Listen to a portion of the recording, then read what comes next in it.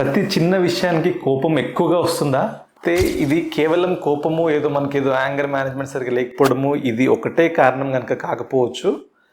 కోపం కంట్రోల్ చేసుకోవడానికి కూడా మన బ్రెయిన్లో చాలా వరకు మెకానిజమ్స్ ఉంటాయి. అంటే దీన్ని ఇంపల్స్ కంట్రోల్ డిజార్డర్ అంటాం.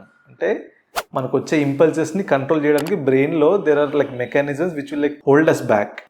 ఎప్పుడైతే కొన్ని కారణాల వల్ల అంటే సపోజ్ కొద్ది రోజులు లైక్ కైండ్ ఆఫ్ తరబడి మనం పడుకోలేము, లేదంటే స్ట్రెస్ చాలా ఎక్కువ ఉంది, లేదంటే యాంగ్జైటీ ఎక్కువ ఉంది, లేదంటే కొన్ని రకాల డిప్రెషన్లలో, లేదంటే మేనియా లాంటిలో ఏమంటే ఇట్లాంటి ఇంపల్స్ కంట్రోల్ అనేది పోతుంది. దీనివల్ల మన ఎమోషన్స్ని మనము కంట్రోల్ కనుక చేయలేము. సో లైక్ దానివల్ల కోపం అతిగా వస్తుంటుంది. అయితే దీన్ని మనం కంట్రోల్ చేయాలి. కంట్రోల్ చేయకపోతే ఏమంటే మన బాడీ పరంగా ఫిజికల్ సిమ్టమ్స్ పెరుగుతాయి. అంటే మన బాడీలో స్టెరాయిడ్స్ పెరగడము, షుగర్స్ పెరగడము, బీపీ షూటప్ అయిపోవడము, హార్ట్ అతిగా మనం కొట్టుకోవడము, మన బాడీ యొక్క సర్వైవల్ లైక్ మోడ్లోకి పోవడం అనేది మనకు ఫిజికల్గా అయితే. The second thing సోషల్గా.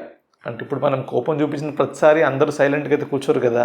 ఆఫీస్లో కోపం చూపిస్తే లైక్ అక్కడి నుంచి రిపర్కషన్స్ రావడము, ఎస్పెషల్లీ ఫ్యామిలీ లైఫ్ పరంగా మనకి ఇబ్బందులు రావడము, పిల్లలతో ఇబ్బందులు రావడం, ఇవన్నీ కూడా జరుగుతాయి. మైల్డ్ లెవెల్ ఆఫ్ కోపం అంటే లైక్ చిన్న చిన్న వాటికి కొంచెం అరచడము, కొద్దిగా స్ట్రిక్ట్గా ఉండడం ఈజ్ ఓకే. బట్ ఈ కోపం వల్ల నేను చెప్పిన కాంప్లికేషన్స్ వస్తే గనక లైక్ నియర్ బై సైకాట్రిస్ట్ని కలవండి. మనం దానికి అండర్లైయింగ్ ఫ్యాక్టర్స్ని కనుక ట్రీట్ చేస్తే లైక్ మందులతో అవ్వచ్చు, లేదంటే కొన్ని రకాల థెరపీస్ ఉంటుంది దీనికి.